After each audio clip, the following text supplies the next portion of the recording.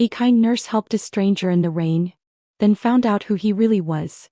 "Sir, it's freezing out here. Let me take you inside." The voice cut through the roar of the storm like a lighthouse through fog.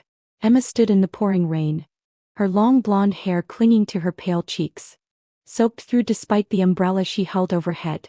Her nurse's uniform was damp, the hem stained with puddle water, and her hands trembled from the cold. Yet her eyes, ocean blue and unwavering, were full of concern.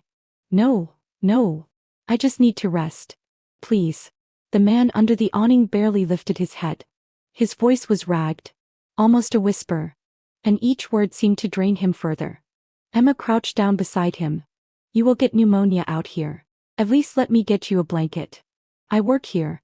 She gestured to the entrance of the hospital behind them. "Let me help." He did not respond, but she saw his lips twitch slightly.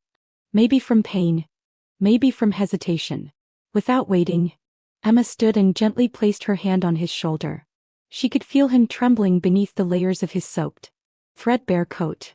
5 minutes later, she was guiding him through the hospital staff entrance. The storm raged outside, casting streaks of lightning against the tall glass windows.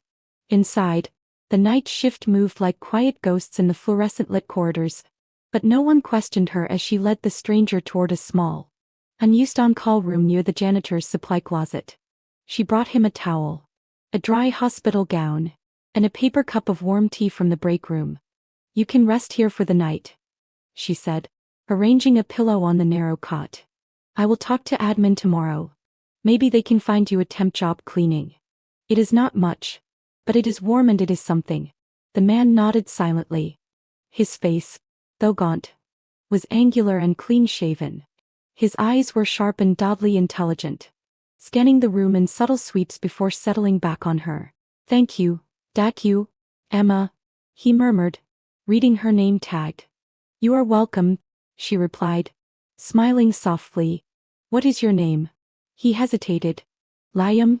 "Okay, Liam, my mums. Try to rest. You are safe here." As Emma left the room, she cast one last glance over her shoulder. Liam was sitting upright, staring blankly at the wall, the tea untouched in his hands.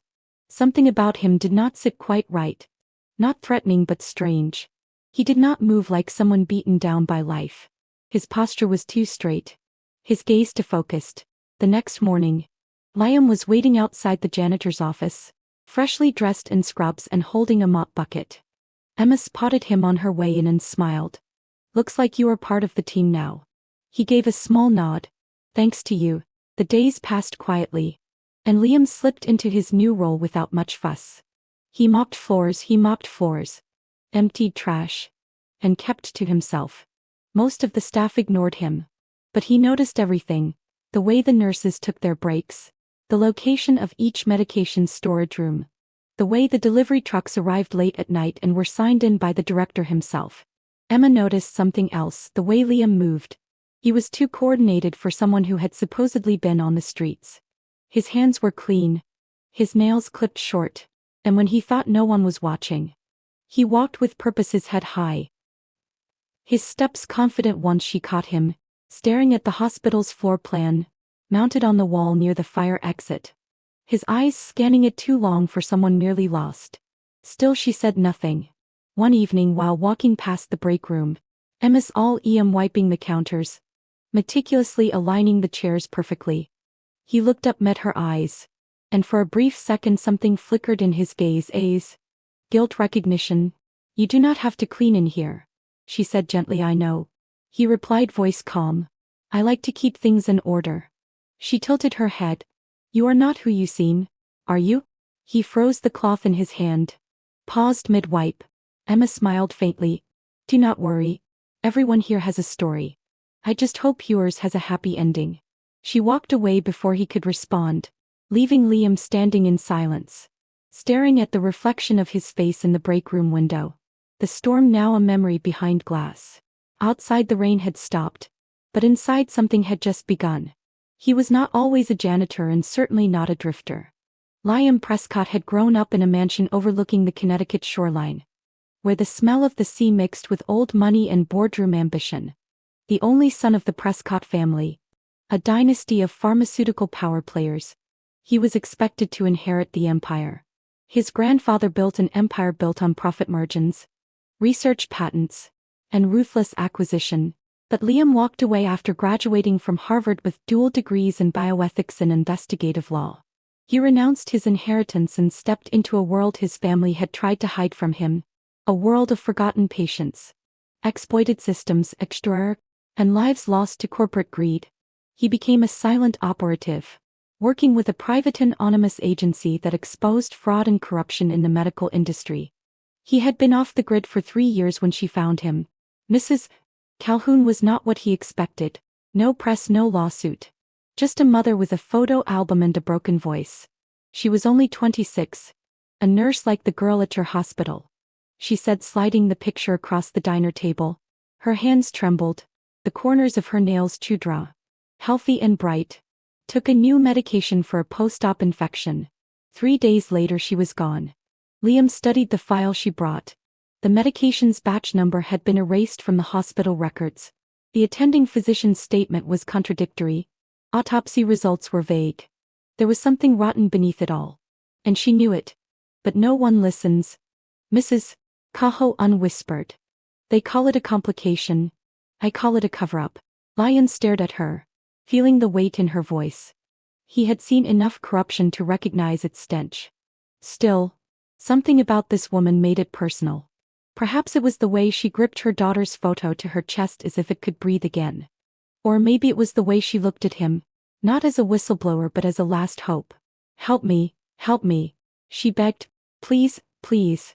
If this happened to my baby, it will happen again. He nodded slowly. I'll find out the truth. I promise. That was 2 weeks ago now. Liam was mopping sterile floors under flickering lights, wearing a name tag that said Tom Hayes, and a past that no one questioned. The hospital had layers on the surface, clean and orderly. But behind the surgical masks and computer terminals, Liam had already noticed red flags. Inventory discrepancies, off-the-record prescriptions, and most alarmingly, the name of the drug that killed Mrs. Calhoun's daughter showing up again under different aliases. He kept notes in a small waterproof notebook hidden inside a hollowed-out cleaning spray bottle. Every shift he gathered more data. But he needed access deeper, higher, and for that, he had targeted someone. Emma. The moment she brought him in from the rain, something had shifted. He had expected protocol, cold hands, and distant eyes. Instead, she gave him warmth, a blanket, a job, a name, and he hated himself for it. She was exactly the kind of person the system devoured. Compassionate, overworked, underpaid, and too kind for her own good. She did not just treat patients. She noticed them. She knew which old man needed extra sugar in his tea, which child liked the elephant stickers after injections, and which nurses had trouble sleeping on the night shift. She was golden and she was the key. His investigation plan had her listed as a primary relational access point, a cold clinical term for someone to get close to for inside information. He had even rehearsed scenarios for winning her trust. But now every time she smiled at him, offered him coffee, or gave him an encouraging word, he felt it crack something inside his armor. One night after she lent him her locker combination so he could change clothes faster, he stood in front of the small mirror inside, staring at her photo taped to the corner, probably from a staff birthday party, her cheeks flushed with laughter. A note was scribbled beside it. Kindness costs nothing but it changes everything. He slammed the locker shut. Crisis surged. Emma was not supposed to matter. She was supposed to be a means to an end. But now she was the part he could not lie to. And yet lying was all he had left. The days blurred together in the soft hum of hospital life, beeping monitors, the shuffle of nurses' shoes, and the occasional quiets echoing down sterile hallways. In this subdued chaos, Emma and Liam found their rhythm. Emma was patient with them. She showed him how to sanitize the equipment carts properly, how to fold the towels the way the senior nurses liked, and where to sneak a break without getting caught. She never treated him like he was less. Not once. See this closet?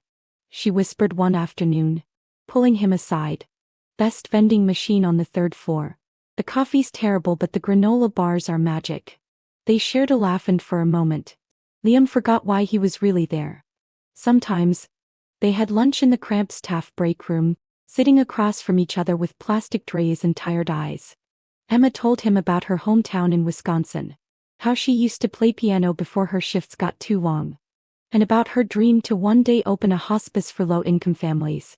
Liam mostly listened, nodding, asking questions, but every so often, he would drop a comment that surprised her. A reference to a rare medical study or an insight into pharmaceutical supply chains. "You're awfully smart for a janitor," she teased once, raising an eyebrow. He smiled, keeping it vague. "Had a different life once." There were moments, brief, unspoken, when something stirred between them, like the night Liam sliced his palm on a cracked mirror in the maintenance hall.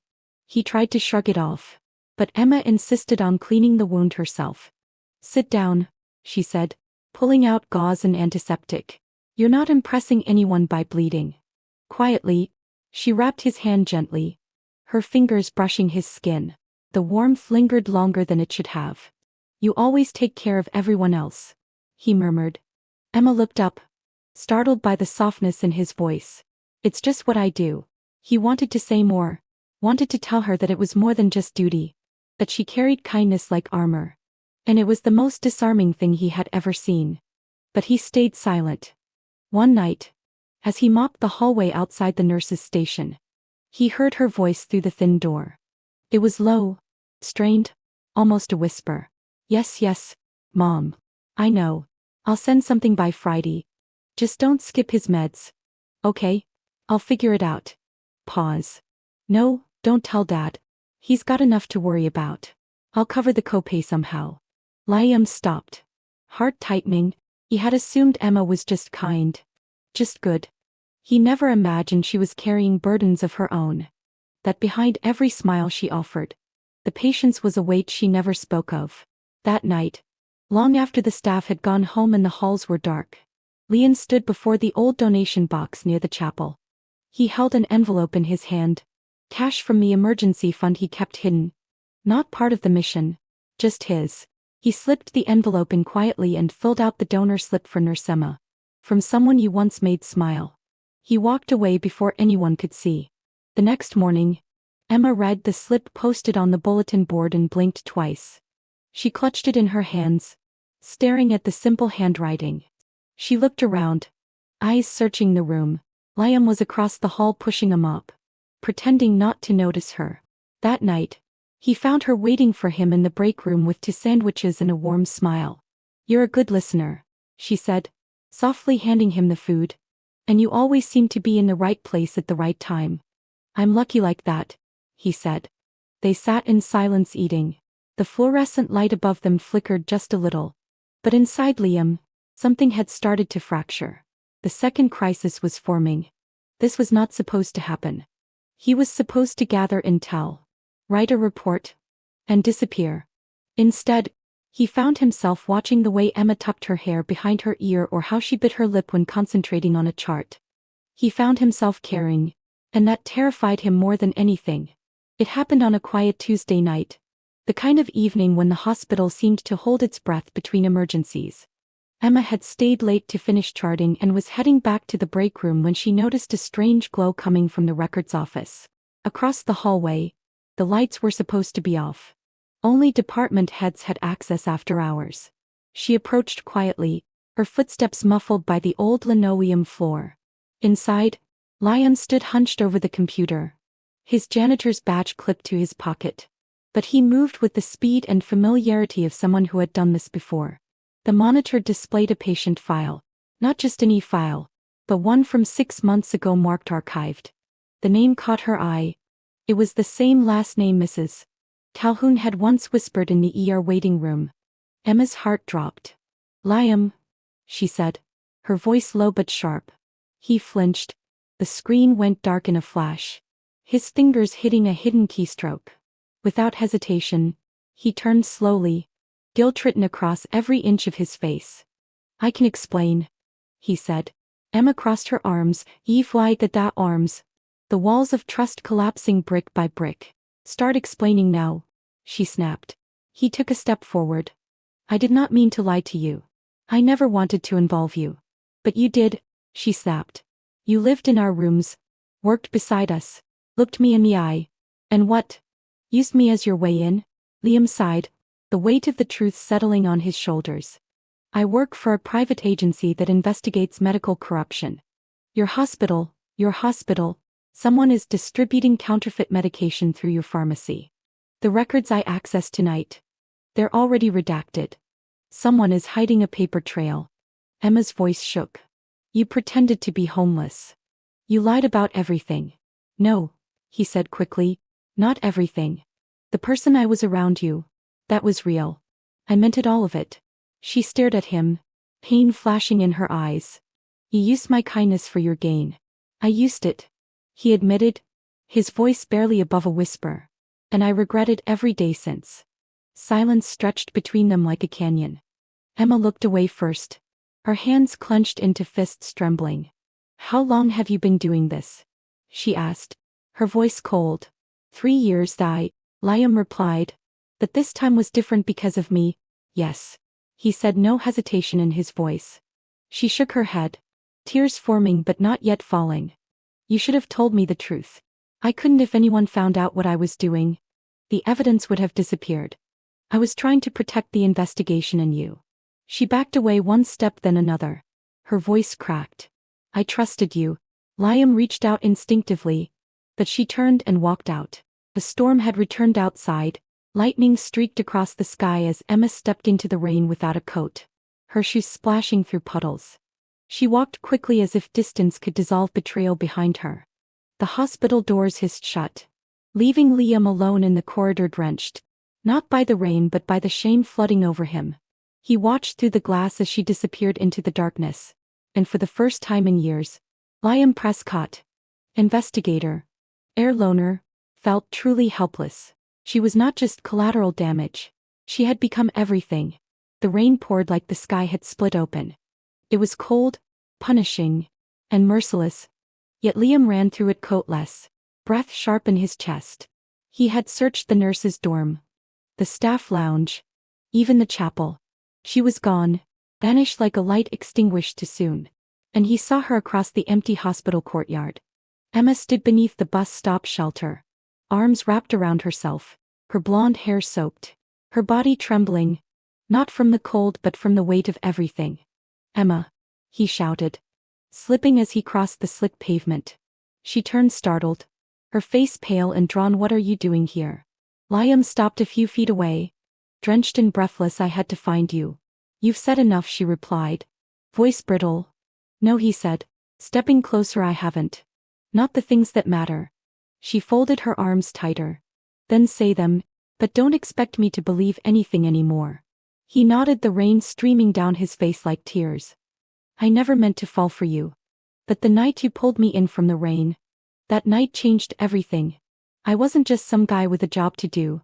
You saw me when I wasn't pretending. And that terrified me. Emma didn't speak. But she didn't walk away either. Liam continued, his voice cracking. My mother died when I was 18, cancer. She trusted a system that failed her. They gave her hope, then took it away piece by piece. After she passed, I watched my father invest in the same companies that made her suffer. That's when I left.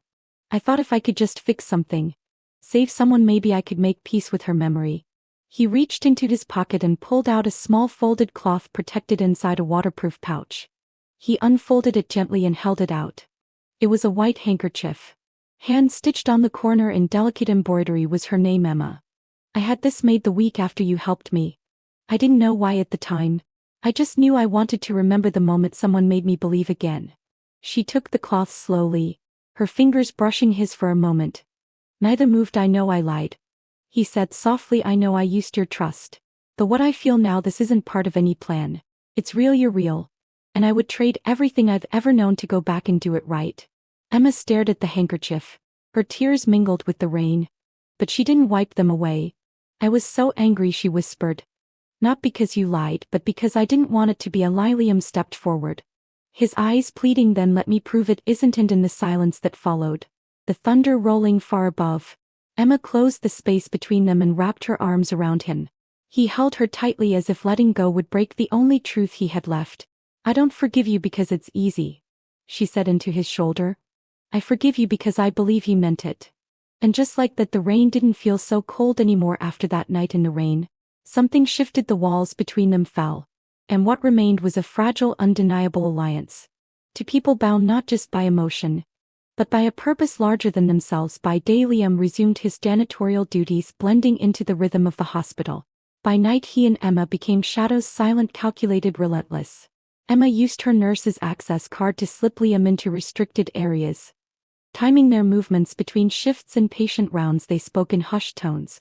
Every seconder risked their first target, the pharmaceutical storage unit. Under the cover of night, Emma swiped her badge and held the door for Liam.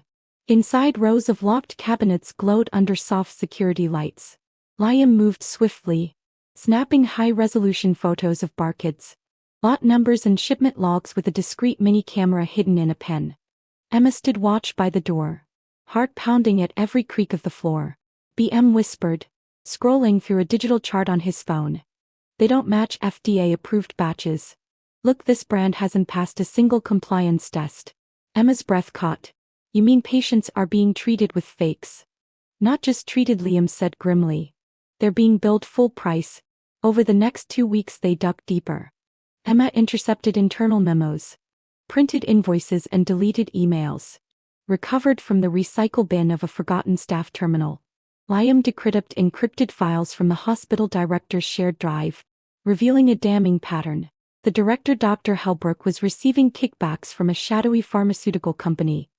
In exchange for purchasing counterfeited drugs at reduced prices, the margin pocketed through shell accounts and laundered through hospital donations.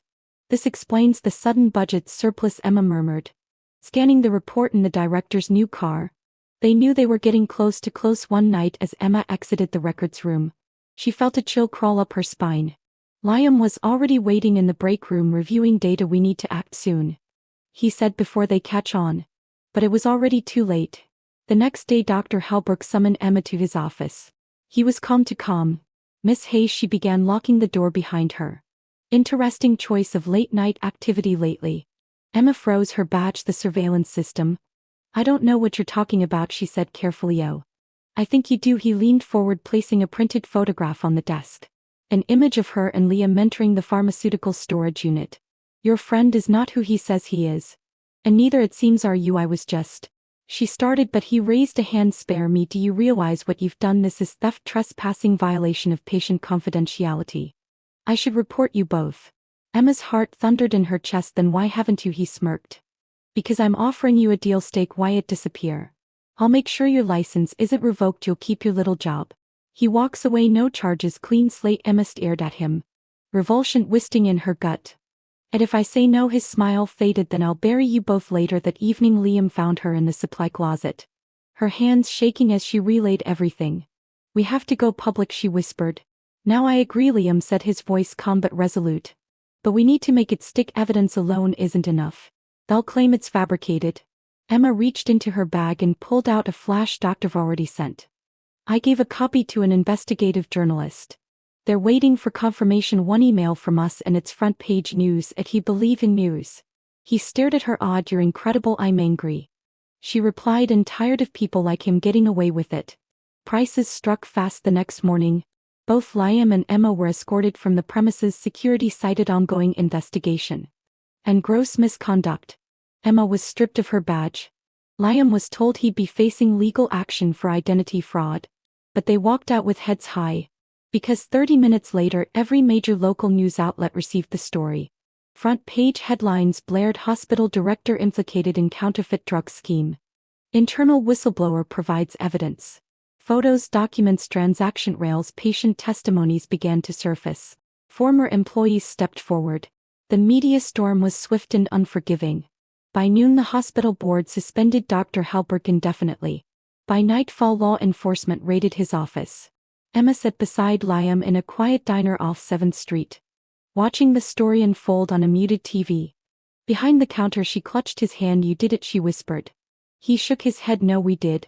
And for the first time the truth felt like a beginning, not an end. The story exploded across every major network. Reporters camped outside the hospital gates, Camera crews followed staff members to their cars. Headlines screamed corruption, negligence, and betrayal. But at the heart of it all were two unlikely whistleblowers: an undercover investigator and a nurse with a conscience. Liam sat before a panel of federal agents, his expression calm but resolute. He handed over flash drives, binders, and decrypted files. Each document was a brick in the wall of evidence that proved Dr. Holbrook's involvement in the counterfeit drug scheme. The names of the companies, the offshore accounts, the altered medical records. This wasn't just theft, Liam said during a live interview with a national news anchor. This was murder dressed up as medicine. People trusted this system with their lives and some never got them back. Across town, Emma stood inside a packed courtroom, her hands folded tightly in her lap. She had been called to testify as a key witness in the trial against the hospital director. The room was silent as she approached the stand. She looked directly at the jury. "I remember the night Mrs. Calhoun came in," she began, voice steady despite the weight of grief. Her daughter had just died. She sat alone in the hallway for hours, clutching a photo, rocking back and forth. She wasn't loud, she didn't scream, she just broke. Emma paused, her voice faltering. "And I told myself it was just a tragedy, that we'd done everything we could, but now I know we didn't and I can't be silent anymore." Gasps rippled through the courtroom. Dr. Holbrook, seated across the room with his lawyers, stared blankly ahead. The prosecution's evidence painted a damning picture: falsified drug purchases, laundered money, complicit administrators. Testimonies from former employees and patient families only deepened the blow. The verdict came swiftly: guilty. Dr. Holbrook was sentenced to 15 years in federal prison for fraud, conspiracy, and reckless endangerment. Several of his accomplices faced similar charges. The pharmaceutical company involved was shut down. Its executives were indicted. But it wasn't just a legal victory. It was a human one. After the trial, Mrs. Calhoun approached Emma and Liam in the courthouse hallway. Her hands trembled as she reached for them. "She can rest now," she whispered. "You gave her justice." Tears streamed down her face as she pulled them into a trembling embrace. "I never thought anyone would care this much," she said through sobs. Thank you both." Liam held her gently. "It was never just about exposing the crime. It was about remembering the people it hurt." Emma nodded, wiping her tears. "She mattered, they all did." Outside the courthouse, a sea of reporters waited. But for once the flashing cameras didn't feel invasive. They felt like light breaking through a long night.